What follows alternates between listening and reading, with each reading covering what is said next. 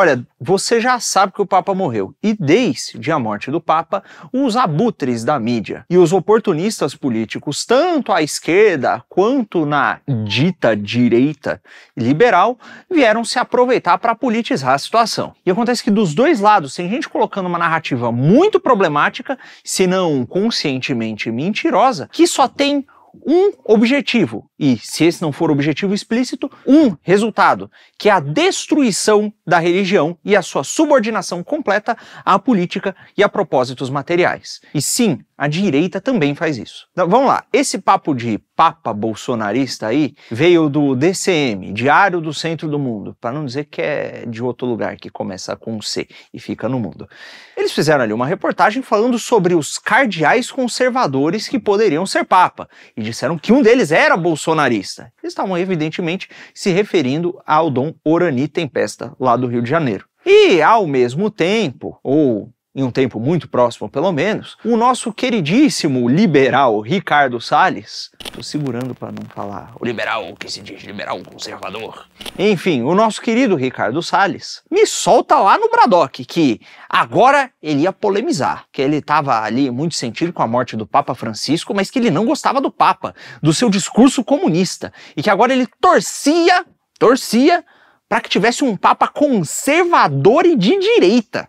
E realmente, né? É aquele negócio que disse o nosso querido Lucas Lancaster no Instagram, e que eu inclusive repostei. Não adianta você desligar a mídia mainstream esquerdista para procurar informação sobre o conclave comentário sobre a situação na mídia da direita liberal. E olha, se não ficou óbvio aqui qual é o erro na postura e na fala do Salles, porque a postura dele e a fala dele são tão danosas à religião quanto a postura da esquerda, a razão disso está no fato simples e claro de que religião não é política. Política é política e religião é religião. A religião, o cristianismo, não está nem à direita nem à esquerda. Ele está acima, ele transcende a política e tem princípios que podem norteá-la e, de um ponto de vista cristão, talvez até devessem norteá-la, mas que não estão submetidos à política e aos seus interesses materiais, ou os interesses materiais de qualquer sorte. E, inclusive, essa coisa aí de tratar a religião por meio de jargões políticos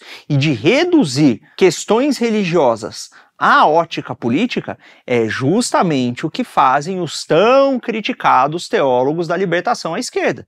Veja, Deus não é conservador. Quando ele viu a degeneração de Sodoma e Gomorra, a última coisa que ele queria fazer era conservar. Na verdade, ele somente esperou que os justos que haviam lá saíssem da cidade para tocar fogo e acabar com tudo.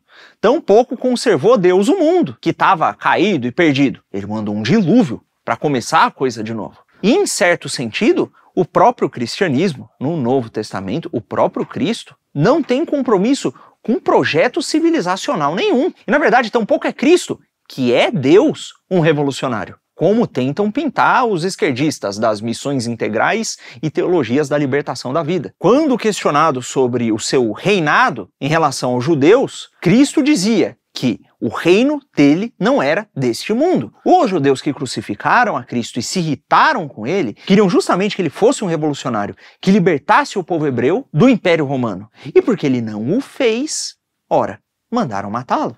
A sana quase gnóstica pela criação de um paraíso na Terra é o que leva à revolta contra o Logos encarnado, contra o próprio Deus. Veja, Cristo até realizou milagres e ajudou a melhorar materialmente a vida de diversas pessoas. Curou cego, fez surdo escutar, fez coxo andar. Isso tudo ele fez. Mas ele sempre o fazia não visando somente aquele bem material. Ele fazia para que, por meio daquele bem material, as pessoas enxergassem a Deus, se convertessem, crescem no Evangelho e, posteriormente, morrendo em Cristo, crendo nele, sob a graça dele, pudessem alcançar a vida eterna. É relativamente comum ouvir, especialmente o pessoal simpático à teologia da libertação e teologia da missão integral e coisas análogas, dizer que as igrejas devem não pregar o evangelho, mas mudar a realidade social das pessoas, como disseram recentemente na Globo, na promoção de um documentário deles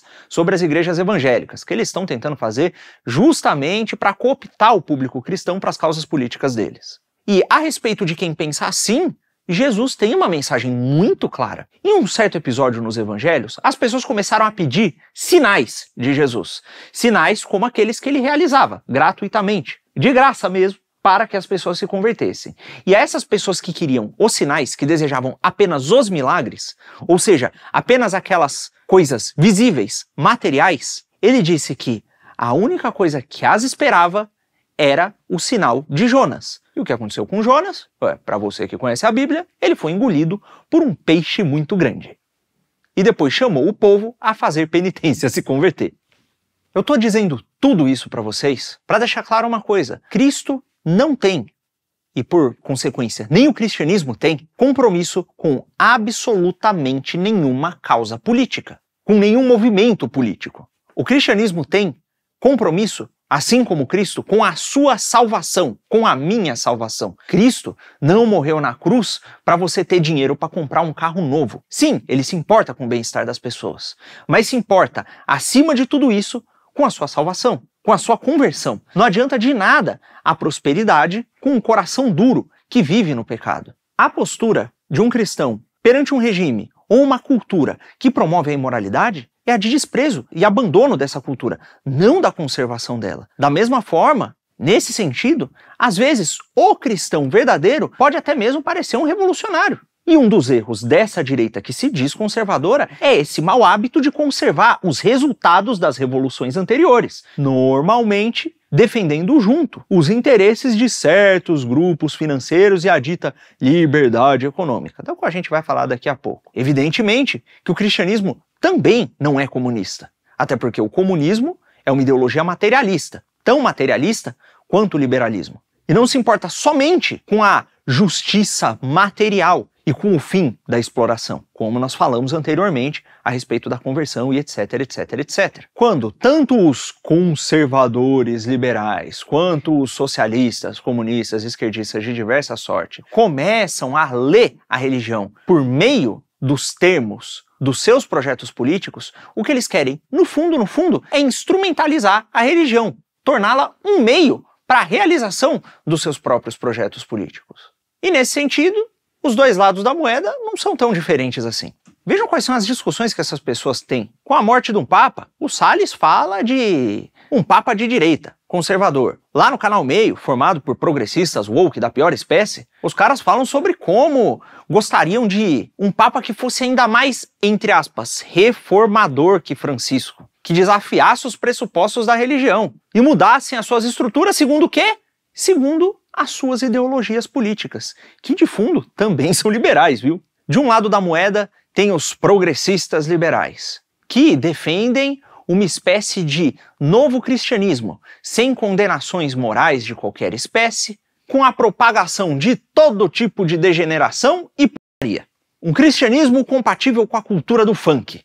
Do outro lado desta mesma moeda liberal, você tem aqueles que defendem uma cultura um pouco mais sofisticada, em que, ora, todos os frutos da revolução sexual e da putaria são mantidos, mas de uma maneira mais discreta, mais elegante, mais aburguesada, com uma gravatinha borboleta se bobear. E que, ao mesmo tempo que admite isso, também protege e defende toda a sujeira, o sistema de escravização e endividamento perpétuo do sistema financeiro, que lucra em cima da desgraça do povo, privilegiando aqueles poucos amigos do rei e dos bancos, às custas do endividamento e da destruição da classe média e das classes mais baixas. Essas são duas posturas equivalentes.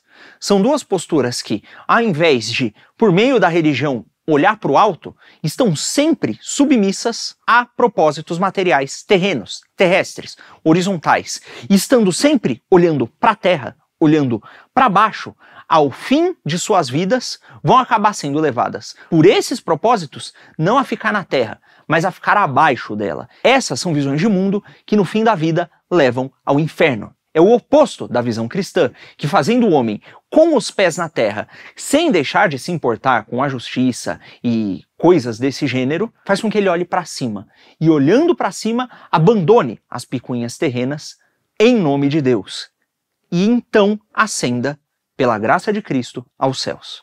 E olha, ironicamente, A essa mentalidade, o Papa denunciou na sua última homilia de Páscoa. Em sua análise do episódio da ressurreição nos evangelhos, em que Maria Madalena vai até o túmulo de Nosso Senhor, não encontra nada ali, começa a chorar e depois o vê vivo e sai correndo para dar a boa nova aos apóstolos, para anunciar o evangelho aos apóstolos, o Papa diz que a ressurreição de Cristo nos dá, para além de uma esperança, a capacidade de ver além dessa vida e olhar em direção à próxima, de viver nesse mundo, mas sem estar preso às ilusões desse mundo.